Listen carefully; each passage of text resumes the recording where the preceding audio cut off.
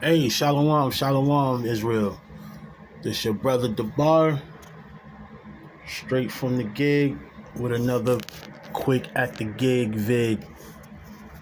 First off, I like to give all praises, honor, and glory to Yahweh, Ba'Shem, Yahweh Shah, Ba'Shem Rakak Kodash. Double honors to the apostles of GMS that taught us well. Salutations to the elect and brothers that's pushing this truth with sincerity across all four corners of the globe. All right, just set it off with this was on my spirit, pertaining to going into my class I'm gonna teach this Sunday. But this is Daniel's, and pertaining to the four beasts. I just wanted to put up some edification for the brothers out there that could use it. Who are the four beasts and description of them? All right, so I'm gonna just go into it. This is Daniel 7, verse 1.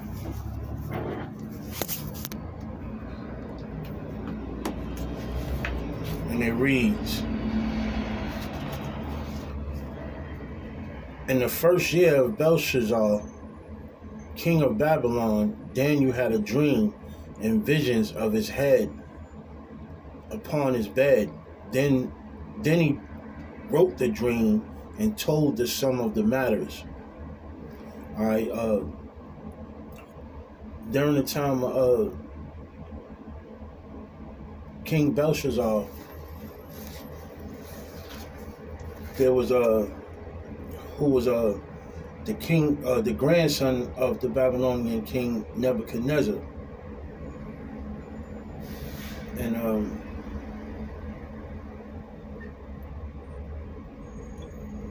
this was like the top of the Babylonian empire, ancient Babylon.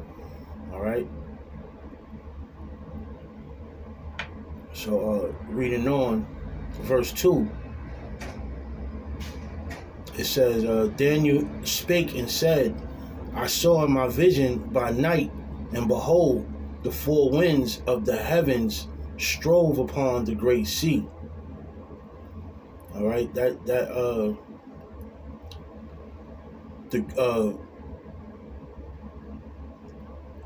four winds that Daniel was seeing is the four beasts. All right. And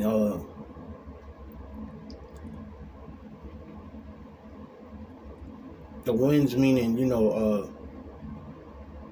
they were the four beasts, and they were ruling during this ancient time. And when it strove upon the great sea, the sea meaning the people. So these four powers is ruling against all the people of the world. All right, in a diverse manner. Why? Because reading on, it says in verse 3, and four great beasts came up from the sea, diverse one from another. And the reason why it was diverse, the diverse manner, the four beasts came up from the sea. They rose the power over all the people of the world. The sea meaning the people. And the reason why it was a diverse one from another is because those four beasts all had four different gods. So they were diverse from each other. They all didn't fall under the same god. All right. Reading on. Verse 4. The first was like a lion and had eagle wings. I beheld till the wings thereof were plucked, and it was lifted up from the earth, and made stand upon the feet as a man, and a man's heart was given to it. All right. So the first beast was like a lion with eagle wings. All right. The lion represents Babylonian Empire. All right, and the wings represent the Ashurians, in Genesis, it speaks on Cush being the first Babylonian king, and then Assyria from the nation of Shem. So Babylon was first, and along came Assyria from the nation of Shem.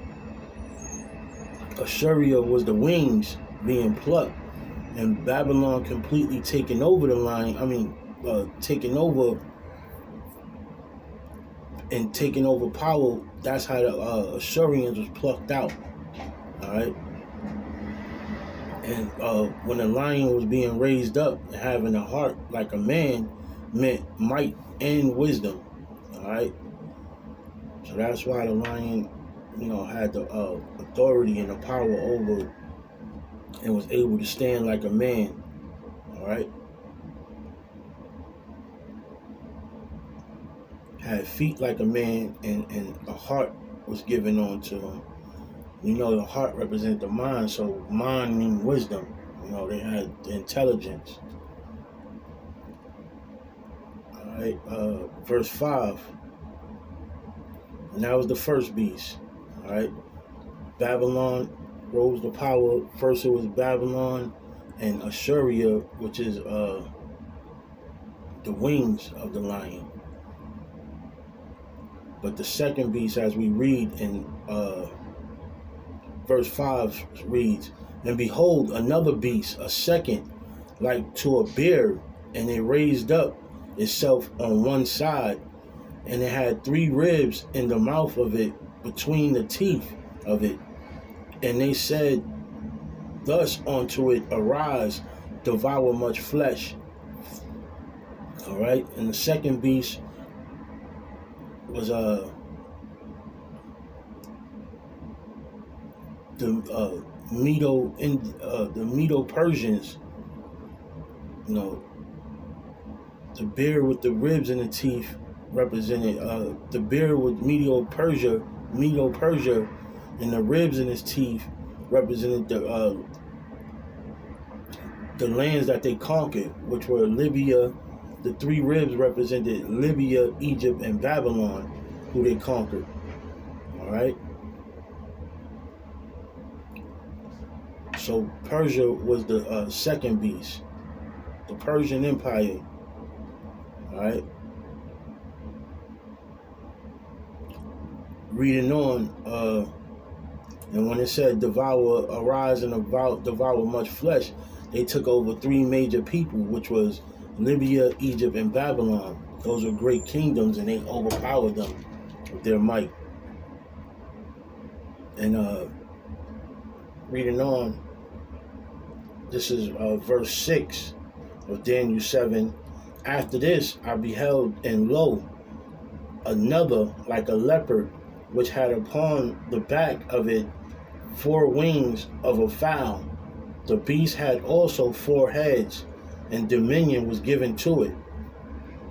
All right. So that's the third beast. The third beast was like a leopard. The leopard, which had 4 wings and 4 heads. The leopard because it was swiftness, and 4 wings because of the 4 generals. And the 4 generals was Alexander, Lashamicus. Okay, Alexander passed down the kingdom to the 4th. Alexander was the king who was representing the leopard. All right, and he was the king of Greece, and he passed down the power. Okay, down to the 4 generals, which was Lashamicus.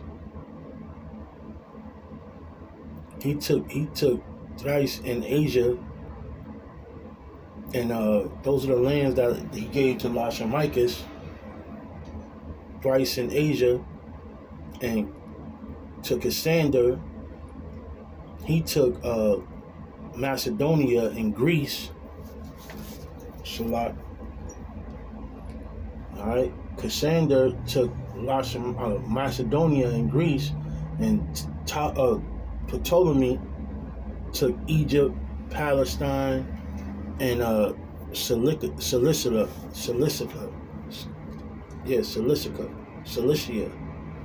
All right, and Seleucus the first, whose name was also Makeda, took the remainder of Asia. So the four wings represented Lashamika, Cassander, Ptolemy, and Seleucus. All right, and the leopard represented Greece. Alexander. Hey, Nisha, how you doing? I'm good. Have a good day. All right, now, bye-bye. Yeah, so the leopard represented Greece. Reading on. After this is Daniel 7, verse 7. After this I saw in the night vision, and behold, a fourth beast, dreadful and terrible, and strong exceedingly, and it had great iron teeth. It devoured and brake in pieces, and stamped the residue with the feet of it.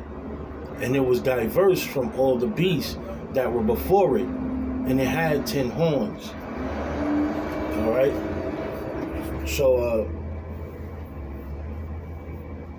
the fourth beast was dreadful and terrible with iron teeth. All right, meaning that they were the ones who started using the iron. They had the iron weapons, and they had a strong army. All right, and that was the Romans. They destroyed exceedingly, and it was diverse more than the others, and it had 10 horns. All right.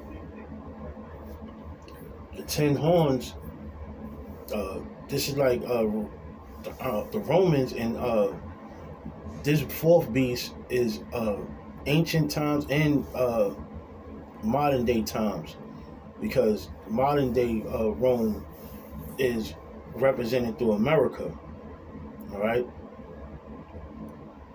NATO and the EU, all right, and then the 10 horns and the one little horn, the 10 horns represent NATO, all right, all the countries that involve NATO, all right. And during the American Revolutionary War, the three wars is how the NATO, the countries of NATO was formed by America conquering them, which was the Spanish, the French, and the British. All right. That one little horn that's mentioned is America. All right. Now you can find that in Daniel's 8. But yeah, I just wanted to break down the four beasts right now. Maybe later I could go back into it. But I'm at the gig right now, Lord willing. The four beasts was edifying, and like I said, Lord willing, I could go back into it on another note. But that's it for right now, and Lord willing, that was edifying. And until next time, Shalom. How about Shem Yahweh Shah Barakatah? What's going on?